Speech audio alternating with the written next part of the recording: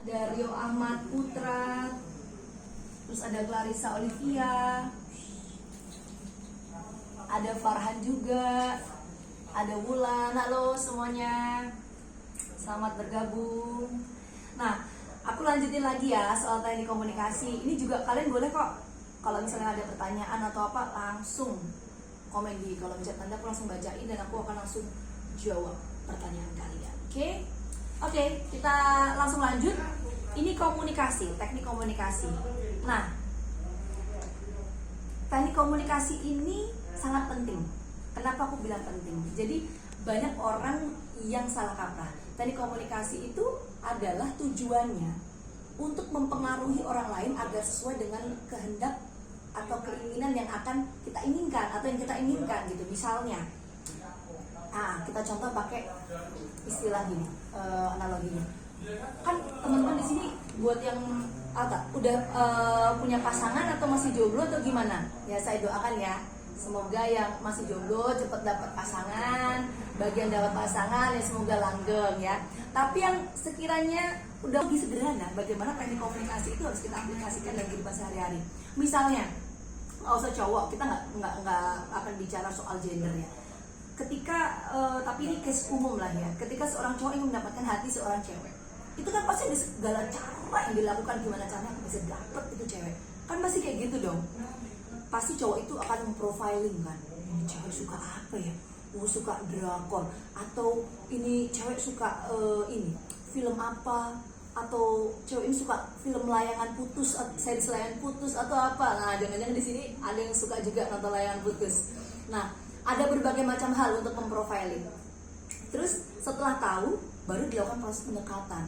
Jadi proses pendekatan itu dilakukan dengan data-data yang sudah dimiliki. Oke, si cewek ini suka nih film drama Korea, suka series layangan putus. Ketika sudah tahu, langsung aku mau deketin orang itu, kan gitu.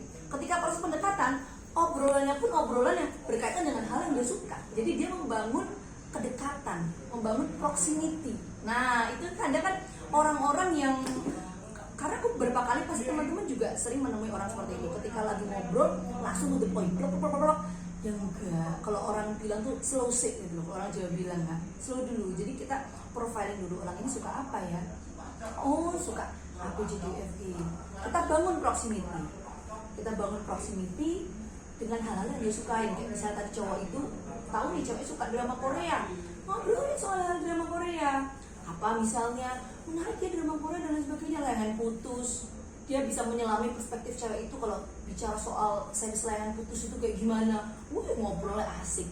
Nah, sampai pada akhirnya obrolan itu asik, ada proximity yang tercipta.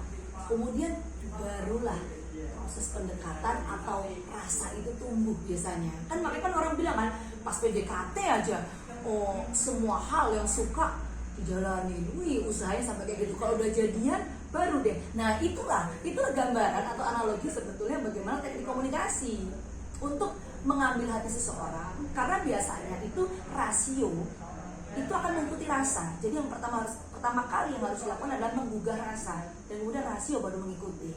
Itulah sebenarnya teknik komunikasi. Jadi kehidupan sehari-hari itu sebenarnya ya itulah tujuan dari komunikasi. Nah, tujuan komunikasi itu bisa tercapai kalau ada dua hal, ada komunikan sama komunikator.